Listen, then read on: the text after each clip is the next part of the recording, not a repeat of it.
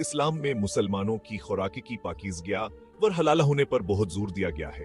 पाकीज़गी का यह तस्वुर ज़ाहिरी सफाई से आगे बढ़कर रूहानी पहलू को भी शामिल करता है। हलाल एक अरबी लफ्ज़ है जिसका मतलब है जायज़ या हलाल। एक मुसलमान की जिंदगी के मुख्तलिफ पहलुओं का अहाता करता है, बेशमूल खाने पीने के इंतखाब का। हलाल हदायत पर अमल करना इबादत का एक अमल समझा जाए जो अल्लाह के अहकामात की अताअत और फरमान बरदारी का जहर है।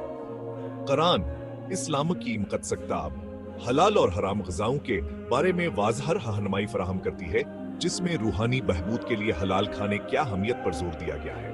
कुरान में है, ए ईमान वालों, जो पाक चीजें हमने तुम्हें अता फरमाई हैं उनमें से खाओ। सूरह बकरा 172। ये आयतान ग़िज़ाओं के इंतखाब की अहमियत को उजागर करती है जो न सिर्फ जायज हों बल्कि अच्छा और सेहत बख्श भी हों। हलाल ग़िज़ाई कवानीन पर अमल पेरा होकर मुसलमान अपने जिस्मों को ऐसी ग़िज़ा से परवरिश देने की कोशिश करते हैं जो पाक, साफा वर अल्लाह को पसंद हो। हलाल का तस्वुर महज खाने के अमल से कहीं आगे जाता है। ये खुराक की पैदावार के पूरे अमल का अहाता करता है, जानवरों के साथ सलूक से लेकर ज़ब्ह करने और तैयार करने के तरीकों तक। कुरान नबी करीम सल्लल्लाहु अलैहि वसल्लम पर नाजिल होने वाली इलाही वही बाज़ जानवरों के खाने से वाज़ह तौर पर मना करती है। यह मुमानती मनमानी नहीं है बल्कि हालही हुक्मतावर रहमत पर मबनी है। मिसाल के तौर पर सूर का गोश्त सलाम में सख्ती से हराम है, जैसा कि कुरानी आयत में कहा गया है, कह दीजिए कि मुझे असोही में जो मेरे तरफ की गई है ऐसी कोई चीज हलाल नहीं मिलती जो किसी खाने वाले के लिए हराम हो, सवाए ऐसा कि कहो हमरदार हो या भता हुआ, खून हो या सूर का गोश्त हो, क्योंकि उनको हुआ कई गंदगी है, या वो जिसे अल्लाह के सिवा किसी और के नाम पर ज़ब्ह किया गया हो। सूरह नाम 145। यह मानियत रूहानिया और अमली दोनों तरह के तहफ़्फ़ुज़ात पर मबनी है।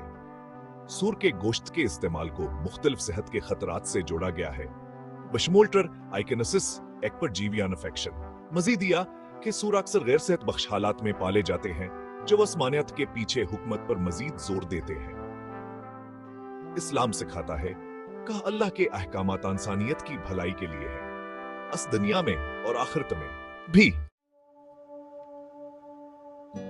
इस्लाम वाज़ेह हदायत देता है कि कौन से जानवर हलाल हैं और कौन से हराम हैं। खश्की के जानवरों में जिनके खर होते हैं और जो चबाकर खाते हैं वो आम तौर पर हलाल हैं। इसमें गाय, भेड़, बकरियां, ऊंटा व हरन शामिल हैं। ताहम जो जानवर दोनों शराइत पर पूरे नहीं उतरते, जैसे सूर, घोड़े और गिधे, वो सख्ती से हराम हैं। इसी तरह तेज पंजों वाले शिकारी पर न दे, जैसे अकाब, बाजावर गिद्ध, हराम हैं। मर्दार जो खमरदह जानवरों के गोश्त को कहते हैं, इस्लाम में भी सख्ती से हराम है।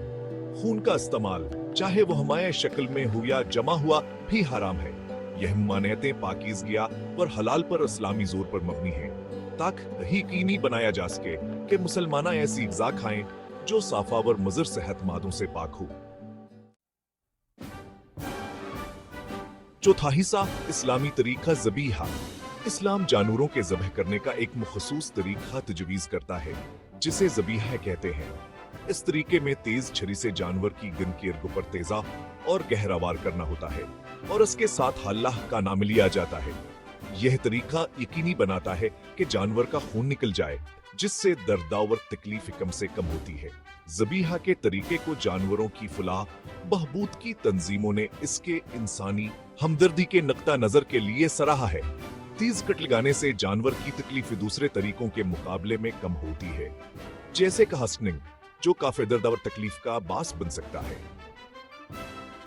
मजीद यह खून के अखराज से यह यकीनी बनाया जाता है कि गोश्त नुकसानदा बैक्टीरिया से पाक हो, जो हिफ्ज़ानियत को फरोग देता है और खुराक से पैदा होने वाली बीमारियों के खतरे को कम करता है। पांचवां हिस्सा हलाल ग़िज़ा के फवाइद। हलाल ग़िज़ा पर अमल करने से रूहानिया व जिस्मानी दोनों तरह के बेशुमार फवाइद हासिल होते हैं।